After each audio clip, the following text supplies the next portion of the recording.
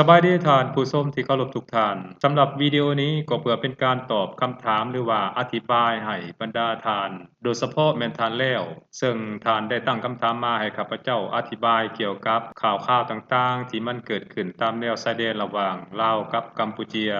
เพิ่นว่าในปัจจุบันนี้มี YouTube ของไทยหลายช่องนั้นได้ตีแผ่เกี่ยวกับสถานการณ์ความขัดแย้งทางด้านพรมแดนระหว่างลาวกับกัมพูเชียว่ากัมพูเชียนั้นได้เฮ็ดเส้นทางล่ำเข้ามาในชายแดนของประเทศลาวเฮาเพิ่นว่าเรื่องนี้เป็นความจริงหรือบ่และอยากให้ข้าพเจ้านั้นหาข้อมูลต่างๆมาช่วยอธิบายให้หลายคนได้เข้าใจนำกันท่านผู้ชมเพราะฉะนั้นเพื่อเป็นการตอบสนองกับข้อเรียกร้องหรือว่าความเห็นดังกล่าวนี้ข้าพเจ้าจริงไปซอกหาเอาข้อมูลบางส่วนที่ข้าพเจ้าซอกได้นั้นมาเล่ามาเว้าให้บรรดาท่านผู้ชมได้รับชมรับฟังนำกันในวิดีโอนี้เกี่ยวกับสถานการณ์ต่างๆที่มันเกิดขึ้นตามแนวพรมแดนระหว่างลาวกับกัมพูเชียนั่นเองท่านผู้ชมแต่ก็ต้องขอบอกว่าข้อมูลนี้มันอาจจะยังบ่ทันสมบูรณ์ครบถ้วนเทื่อ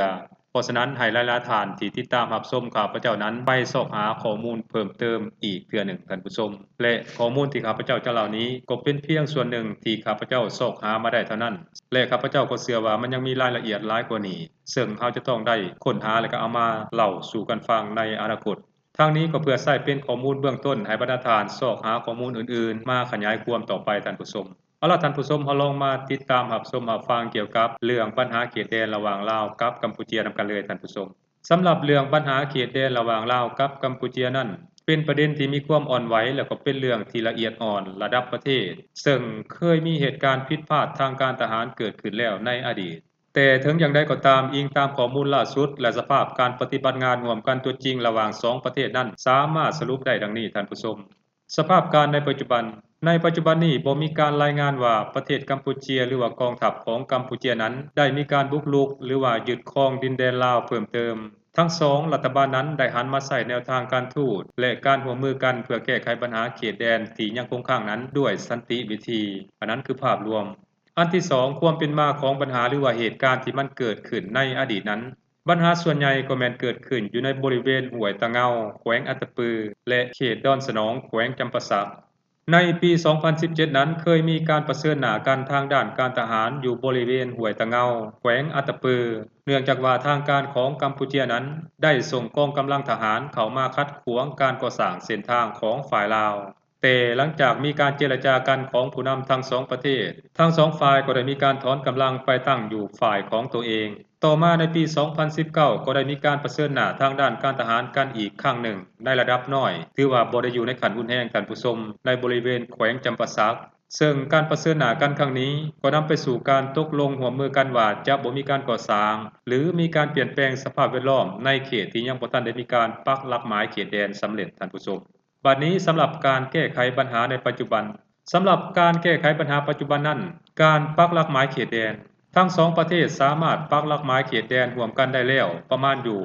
86% ของระยะทางทั้งหมดสนธิสัญญาในปี 2023 นายกรัฐมนตรีของ2ประเทศได้ลงนามสนธิสัญญาว่าด้วยการกำหนดเส้นชายแดนทางบกทั้งนี้ก็เพื่อเป็นบ่อนอิงทางกฎหมายให้แก่การแก้ไขส่วนที่ยังเหลืออีก 14% ความสัมพันธ์ทั้ง2ประเทศได้ยกระดับความสัมพันธ์ขึ้นเป็นคู่ร่วมยุทธศาสตร์รอบด้านและมั่นคงยาวนานอันนั้นคือข่าวๆเกี่ยวกับการเคลื่อนไหวความร่วมมือทางด้านการแก้ไขปัญหาเขตแดนระหว่างลาวกับกัมพูเชียซึ่งมีทั้งข้อขัดแย้งและก็การประเสริญหน้าระหว่างกันพร้อมกันนั้นมันก็ยังได้เป็นเงื่อนไขอันดีที่ประเทศลาวและประเทศกัมพูเชียนั้นได้หันมาร่วมมือกันแก้ไขปัญหาเขตแดนด้วยสันติวิธีซึ่งมาฮอดปัจจุบันนี้พวกเราจะสังเกตเห็นว่าการแก้ไขปัญหาเขตแดนระหว่างลาวกับกัมพูเชียนั้นสำเร็จเสร็จสิ้นไปแล้ว 86% ยังเหลือแต่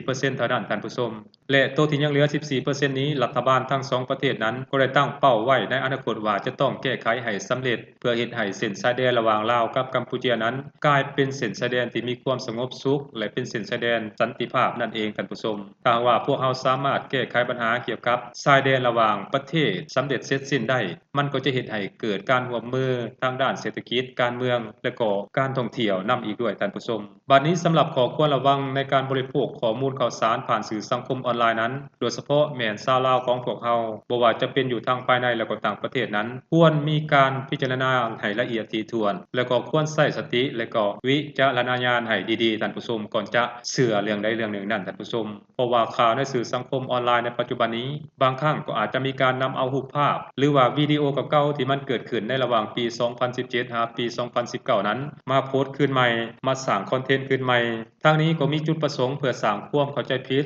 สร้างความบาดหมางระหว่างประชาชน2ชาติลาวกัมพูเชียแล้วก็ลาวไทยนั่นเองท่านผู้ชมเพราะฉะนั้นควรติดตามข้อมูลข่าวสารจากแหล่งที่เป็นทางการของรัฐบาลที่น่าเชื่อถือได้บ่ว่าจะเป็นสื่อมวลชนของรัฐหรือว่าจากแถลงการของกระทรวงการต่างประเทศอันนั้นพวกเขาควรติดตามข้อมูลข่าวสารพวกนี้บ่ควรติดตามข้อมูลข่าวสารที่เกิดจากโลกโซเชียลมีเดียที่บ่มีตัวตนท่านผู้ชมส่วนว่ารายละเอียดเพิ่มเติมจะเป็นแนวใดนั้นพวกเฮาก็ต้องรอท่าติดตามรับชมรับฟังไปพร้อมๆกันท่านผู้ชมซึ่งข้าพเจ้าเองก็บ่สามารถคาดคะเนว่าในอนาคตนั้นมันจะเกิดหยังขึ้นมันจะเกิดมีการประเสริญหน้ากันบ่ระหว่างลาวกับกัมพูเชียลาวกับไทยอันนี้เฮาบ่สามารถคาดคะเนเหตุการณ์ได้ล่วงหน้าท่านผู้ชมแต่จังได๋ก็อย่าข้าพเจ้าขอภาวนาให้ทางเส้นชายแดนระหว่างลาวกับกัมพูเชียแล้วก็เส้นชายแดนระหว่างลาวกับไทยขอให้เป็นเส้นชายแดนสันติภาพเส้นชายแดนที่มีความสงบสุขต่างฝ่ายต่างร่วมกันทำมาหากินอันนั้นข้าพเจ้าหวังว่าอยากให้มันเกิดขึ้นบ่อยากให้เกิดการประเสริญหน้าทางด้านการทหารระหว่าง2ประเทศบ่ว่าจะเป็นลาวกัมพูเชียหรือว่าลาวกับไทยก็ดีท่านผู้ชมเพราะว่าถ้าหากว่ามีการประเสริญหน้ากันทางด้านทหารแล้วมันบ่มีไผได้มีแต่เสียกับเสียประชาชนที่อาศัยอยู่ในเขตดังกล่าวนั้นก็จะได้รับความเดือดร้อนและก็อยู่ในเขตดังกล่าวนั้นก็ล้วนแล้วแต่เป็นพี่น้องกันทั้งนั้นท่านผู้ชมเพราะฉะนั้นพวกเฮาอย่าขาอย่าฟันตีกันน่าจะเป็นการดีที่สุดมาช่วยกันสร้างกันษาให้มันเป็นเส้นชายแดนแห่งสันติภาพเส้นชายแดนแห่งความสงบสุขน่าจะเป็นการดีกว่าท่านผู้ชมสบายดี